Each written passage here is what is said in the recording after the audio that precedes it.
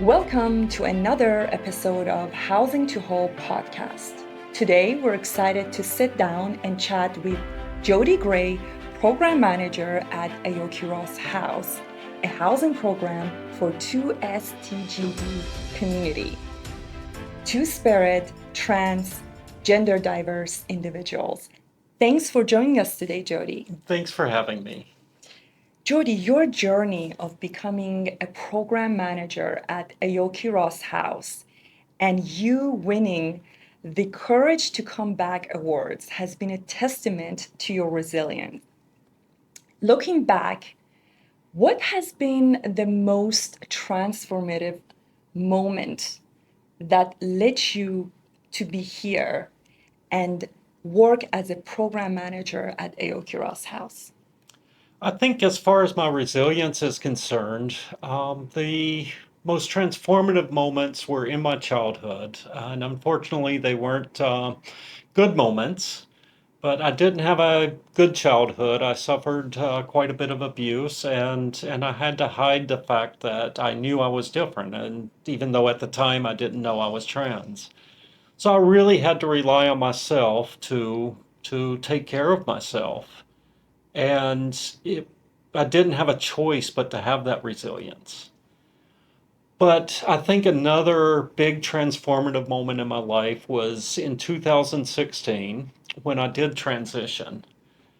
And when I transitioned, I lived in a basement suite, and the landlord was transphobic. And so I really felt unsafe in my housing, but I couldn't leave because of the housing market. And when I found out about Aoki Ross House, I actually applied to live there. And the director that was in charge of the program told me that I wasn't a great candidate to live there, but how would I feel about working there? And it was just an amazing feeling. I did go to the interview. I got the job as program manager. I started in May of 2021, and the program opened in June of 2021. And it really gave me a chance to give back to the trans community and give back to people who were unhoused or had housing precarity, which I've experienced myself. So it really felt good to be able to give back. And who would be better than someone who experienced transition and also went through many challenges and hardship throughout her journey, and now giving back and contributing to the society and helping those who need the most support? Now, speaking about Aoki Ross House, can you explain to our audience who might not be familiar with this program why Aoki Ross House is so special and serves as a unique refuge for the 2STGD community? Well, first of all, the physical house is incredible. It's a three-story building that was built in 1907. It was built by Japanese immigrants for other Japanese immigrants who were working mostly at Hastings Mill at the time. The house was taken from the Japanese during the internment of World War II. And eventually, after it went through several iterations, a architect from North Vancouver bought the house in honor of his son who had died in the from the poison drug supply. His son's name was Ross, and that's where the name came from, Aoki Ross House. The city bought the house from the architect, and the city turned it into the 2S TGD housing that it is today.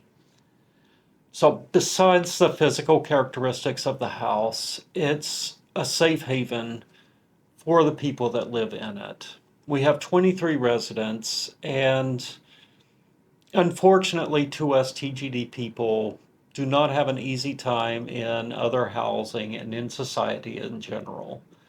So being able to come home to a safe building where they are free to be themselves, they're free to experiment with their identity, to explore what it means to them, and to be in community with all the other residents of the house who are going through similar experiences just means so much for the community.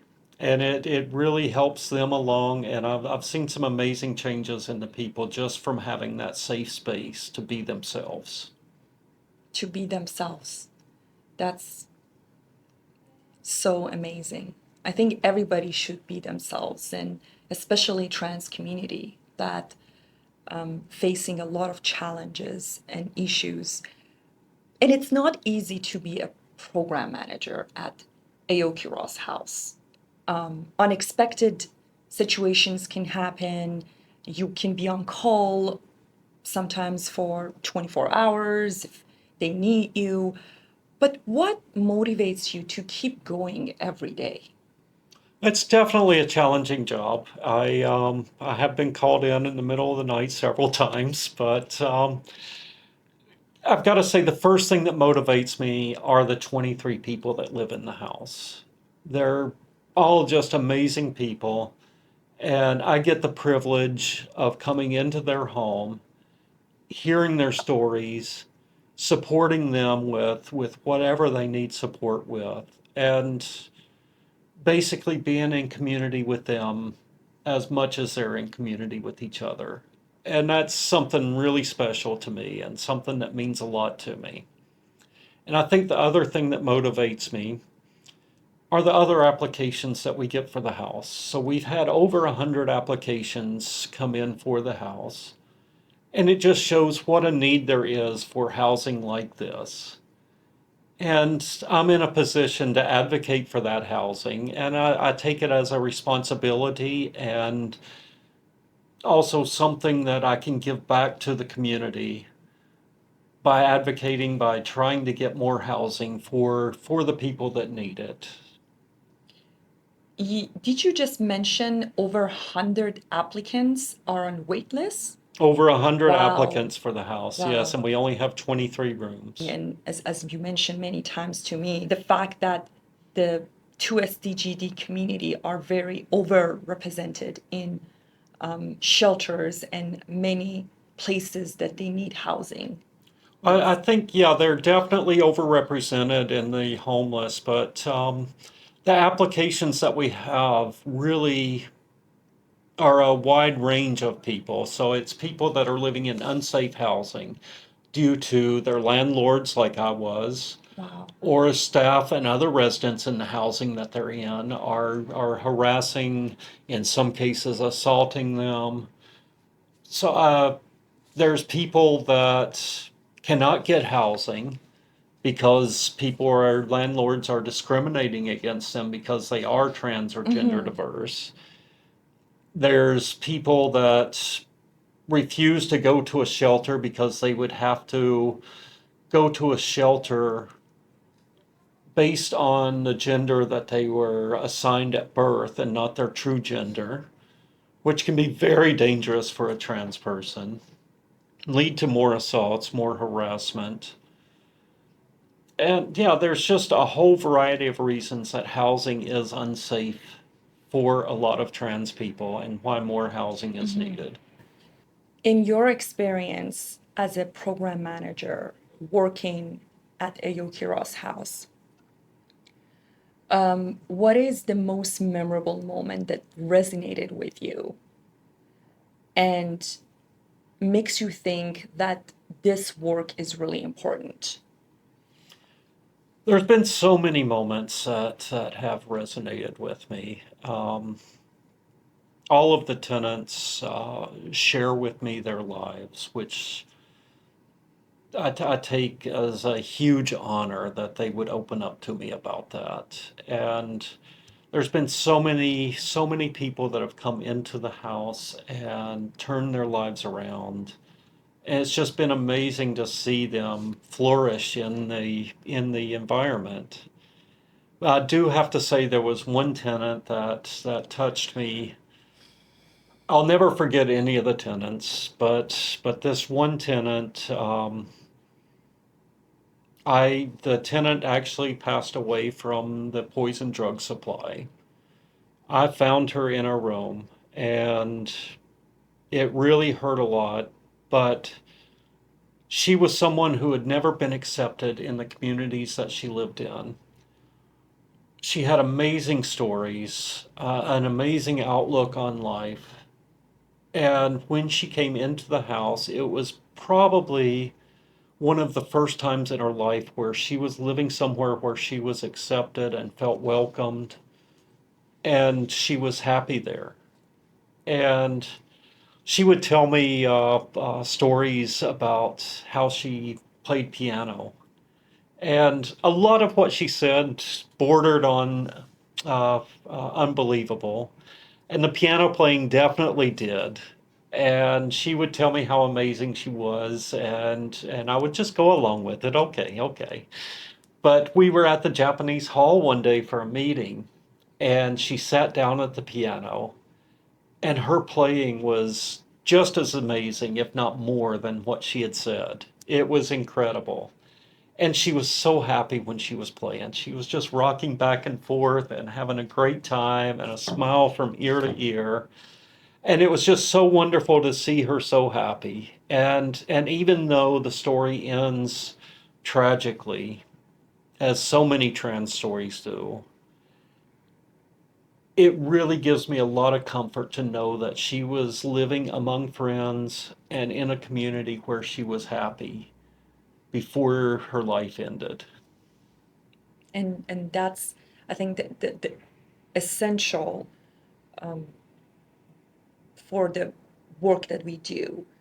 Even if we can make a difference in people's life for 1 minute, for a month, for a year, that is a testament to making a difference to people's lives. And I think that a lot of people, unfortunately, misunderstand about the trans community. What is your message? I would say that there are a lot of narratives out there that are untrue.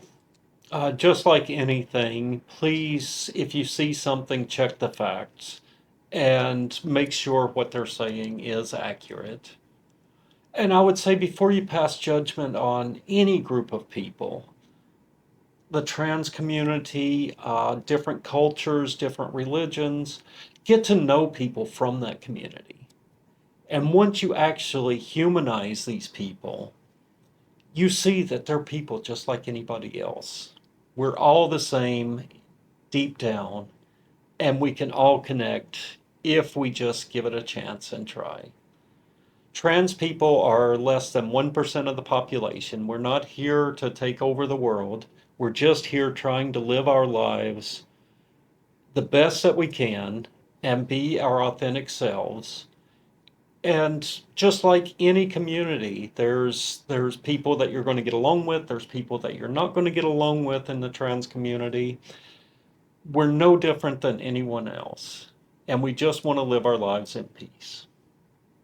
Yes. And now, to make the housing even more thriving for 2SDGD community, there is a gala happening that you have been organizing for the past year, Authentic Courage Gala, happening on November 23rd at Pan Pacific Vancouver Hotel. And it's a chance for a night or a fundraising event that contributes to Aoki Ross House and other similar initiative. Can you explain a little bit about the gala, and also for those who are considering attending or buying their tickets but they haven't made up their mind, what would you say to them?